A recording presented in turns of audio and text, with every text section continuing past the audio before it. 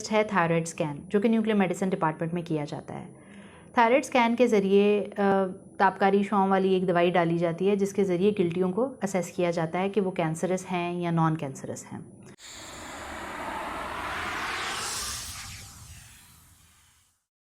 بسم اللہ الرحمن الرحیم۔ السلام علیکم، میرا نام ڈاکٹر ریما ہے اور آج میں آپ کو تھائرائڈ گلینڈ سے متعلق بنیادی معلومات فراہم کروں گی۔ تھائرائڈ گلینڈ ہمارے جسم میں ایک گلینڈ ہے جو کہ سانس کی نالی کے سامنے پایا جاتا ہے۔ تھائرائڈ گلینڈ کے بہت سارے کام ہوتے ہیں جسم میں، جن میں سے زیادہ اہم کام بیزل میٹابولک ریٹ یا میٹابولزم کو کنٹرول کرنا ہے۔ اس کے علاوہ گروتھ اور ڈیولپمنٹ میں بھی اس کا بہت اہم کردار ہے۔ اس کے علاوہ جسم کے ٹیمپریچر کو ریگولیٹ کرنا، چکنائی کی مقدار کو جسم میں ریگولیٹ کرنا، بالوں کا، جلد کا، ان سے بھی متعلق تھائرائڈ کا بہت اہم کردار ہے۔ اب میں آپ سے تھائرائڈ گلینڈ سے متعلق مختلف کنڈیشنز کے بارے میں بات کروں گی۔ جب تھائرائڈ گلینڈ سائز میں بڑھ جاتا ہے یا اس کا کسی بھی وجہ سے وہ سوزش بھی ہو سکتی ہے، وہ آیوڈین کی ڈیفیشنسی بھی ہو سکتی ہے، اس کو گوئٹر بولتے ہیں۔ اس کو عام فہم زبان میں گلٹ بھی کہا جاتا ہے۔ تھائرائڈ گلینڈ میں اکثر گلٹی بن جاتی ہے جسے تھائرائڈ نوڈیول کہا جاتا ہے۔ تھائرائڈ نوڈیول کینسر کی وجہ سے بھی ہو سکتی ہے اور بعض اوقات یہ نان کینسرس وجوہات کی وجہ سے بھی بن سکتی ہے۔ اس گلٹی کو ٹیسٹ کرنے کے لیے 2-3 ٹیسٹ کیے جاتے ہیں جن سے یہ اندازہ لگایا جاتا ہے کہ یہ کینسر ہے کہ نہیں ہے۔ تھائرائڈ کی گلٹی کو دیکھنے کے لیے 2-3 ٹیسٹ کیے جاتے ہیں جن کا میں آپ سے ذکر کروں گی۔ اس میں ایک ٹیسٹ ہے تھائرائڈ اسکین، جو کہ نیوکلیئر میڈیسن ڈپارٹمنٹ میں کیا جاتا ہے۔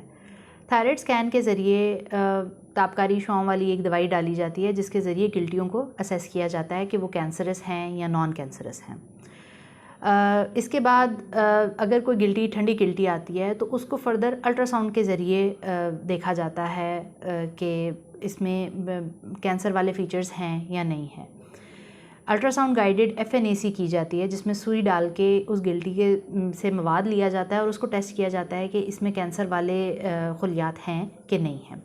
اگر تو وہ گلٹی میں خلیات کینسر والے نکل آتے ہیں تو اس کو سرجری کے ذریعے نکال دیا جاتا ہے، اور اگر کینسرس نہیں آتا تو اس میں بہت ہی کم چانس ہے اس کا کینسر بعد میں نکلنے کے۔ پھر اس گلٹی کو یا تو آپ رکھ بھی سکتے ہیں یا پھر اگر آپ کو کاسمیٹیکلی وہ بری لگ رہی ہے تو اس کا آپریٹ کے ذریعے علاج کیا جاتا ہے۔ اس کے علاوہ کئی دفعہ تھائرائڈ کے ہارمونز جو ہیں ان کی وجہ سے بھی جسم میں بگاڑ پیدا ہو سکتا ہے۔ یہاں ہارمون زیادہ بن رہے ہوتے ہیں جس کو ہائپر تھائرائڈزم کہا جاتا ہے، یہاں تھائروٹاکسیکوسس بھی کہا جاتا ہے۔ اس کے علاوہ کئی دفعہ گلٹ اپنا کام کرنا بند کر دیتا ہے یا کم کر دیتا ہے، اس سٹیٹ کو ہائپو تھائرائڈزم کہا جاتا ہے۔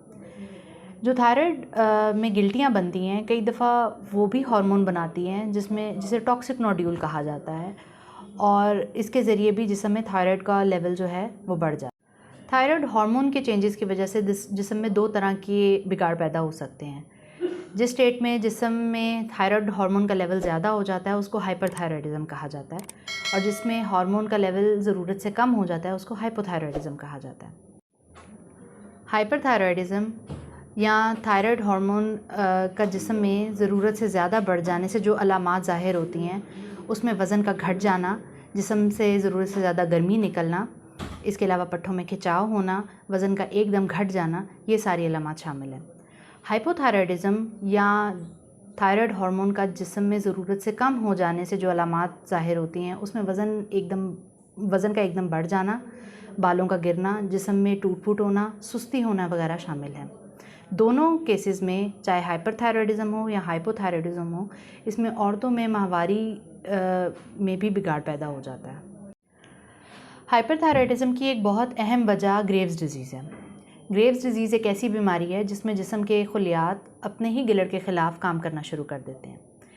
اس بیماری میں ہائپر تھائرائڈزم اور ہائپو تھائرائڈزم یعنی ہارمون زیادہ اور کم ہو جانے کے سمٹمز آپس میں آلٹرنیٹ کرتے ہیں۔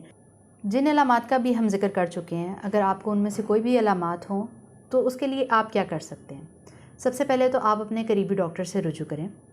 آپ کا ڈاکٹر آپ کو کچھ بلڈ ٹیسٹ ایڈوائز کریں گے جس میں free T3 T4 and TSH شامل ہیں۔ خون کے ٹیسٹ کے علاوہ جن افراد کو گلڑ ہو یا تھائرائڈ میں کوئی گلٹی ہو ان کی کچھ ایڈیشنل ٹیسٹ بھی کیے جاتے ہیں. اس میں تھائرائڈ سکین اور تھائرائڈ الٹرا ساؤنڈ شامل ہیں.